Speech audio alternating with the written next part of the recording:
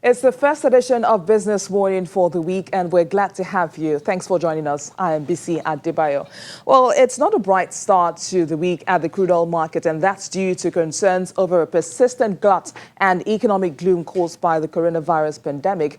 Earlier on, Brent crude futures were down 0.9% at $30.68 a barrel, while U.S. WTI crude futures fell 0.7% to $24.57 a barrel. Now, both benchmarks have notched up gains over the past 2 weeks as countries have eased business and social lockdowns imposed to cope with the coronavirus, and fuel demand has rebounded modestly.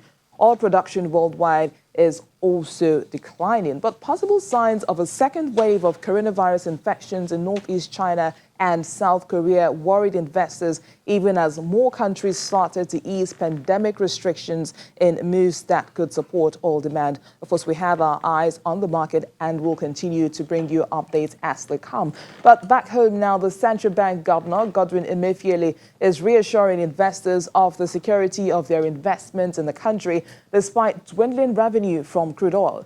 Mr. Emefiele, in a statement over the weekend, guaranteed investors willing to repatriate their funds that access will not be denied.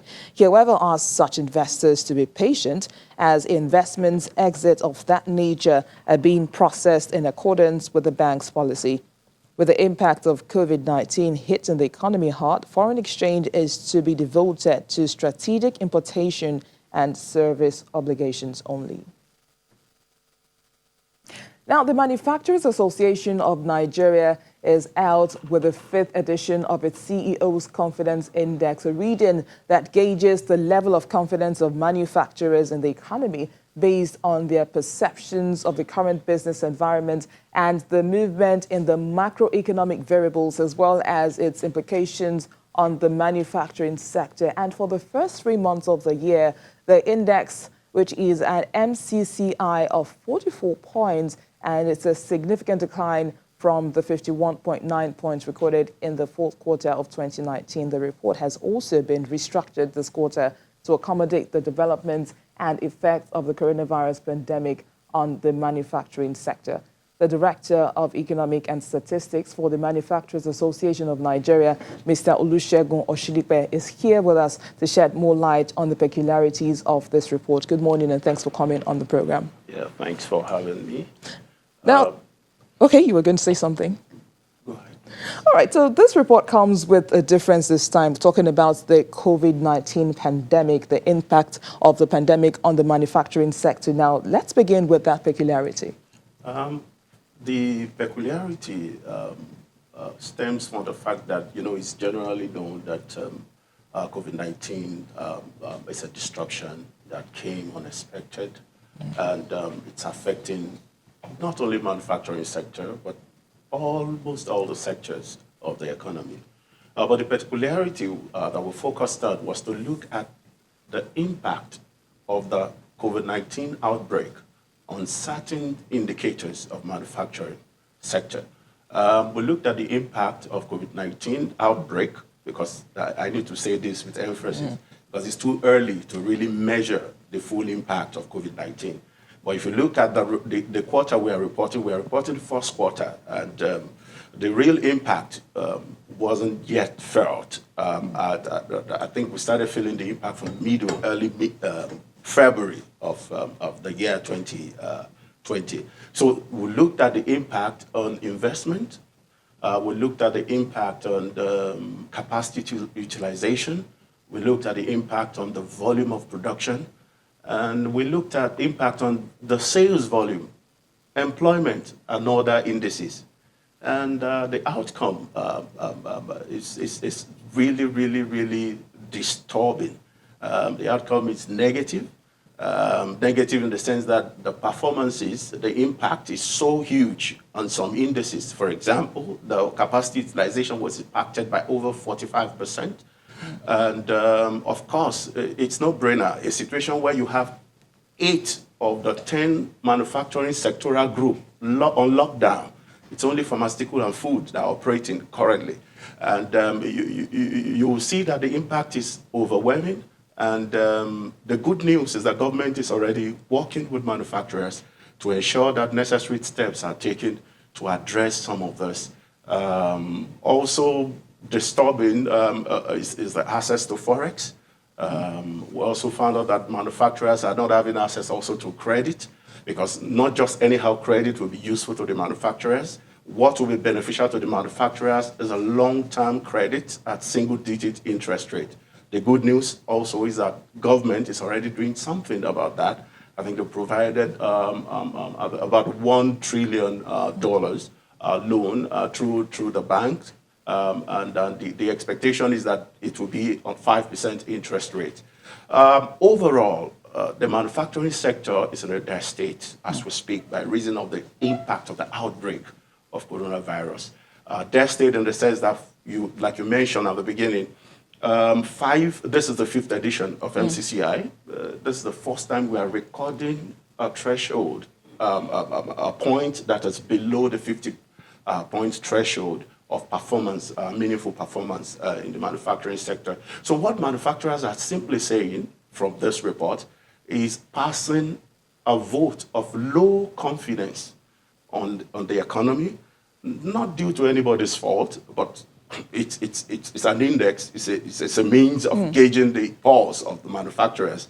And also, they are simply saying that government need to come quickly to the aid of manufacturers, because what we are experiencing now will be a child's play compared to what we experienced post full easing of the lockdown.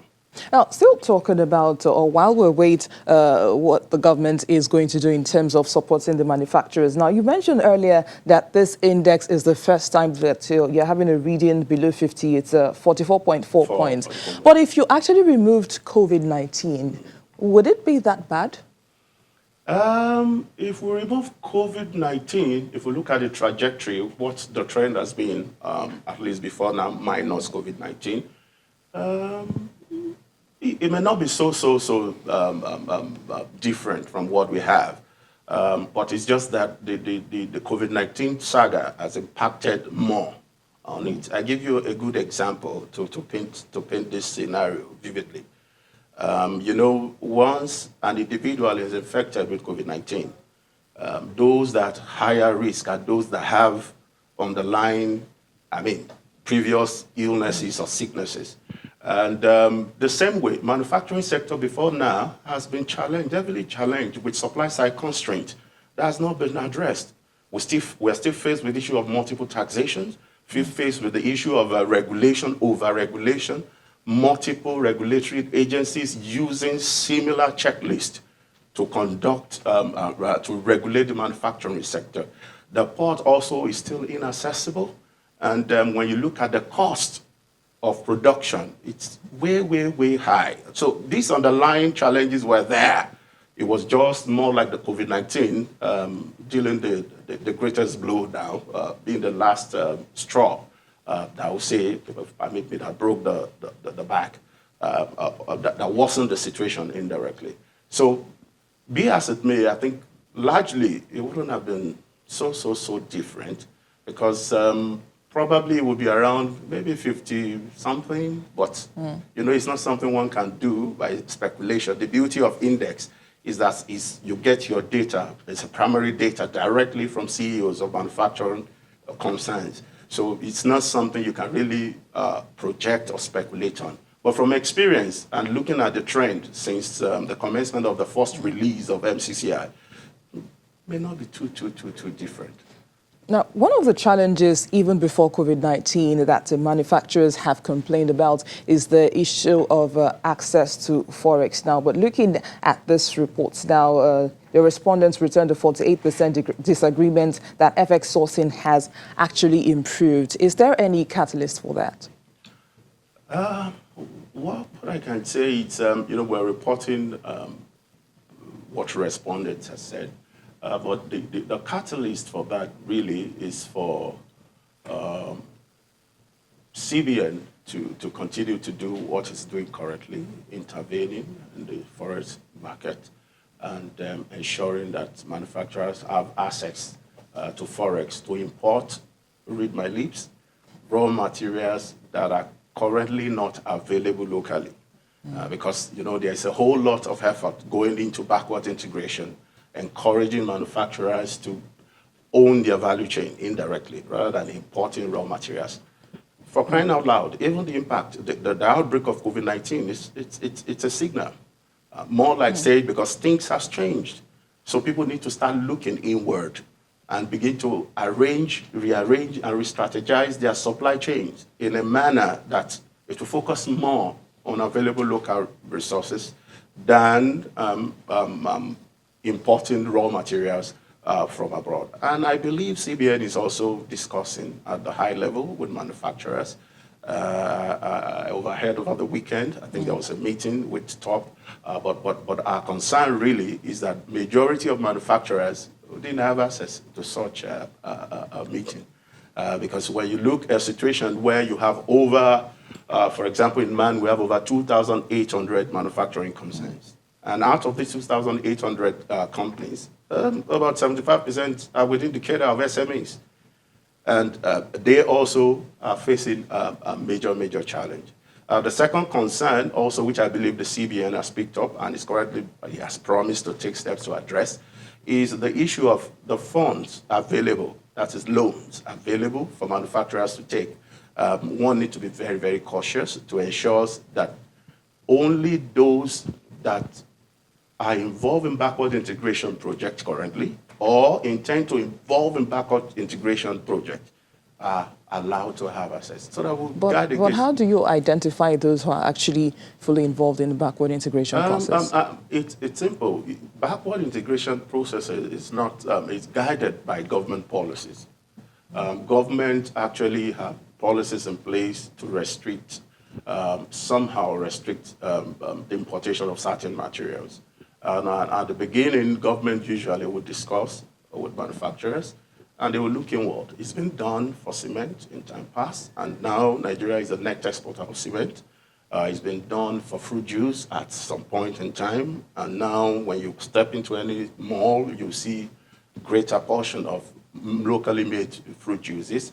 And I'm also aware that we have programs also ongoing. So government policy drives who will go to where. So if currently you have government policy, backward integration policy on sugar, you have on palm oil, you have on, I think, tomato, you have, I think the latest one is the one looking at dairy products.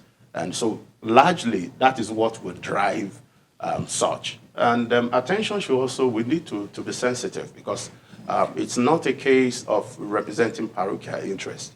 The larger interest of the economy should be a major concern. We are, at the time, the economy is not making so much forex from oil, which is the mainstay of the economy.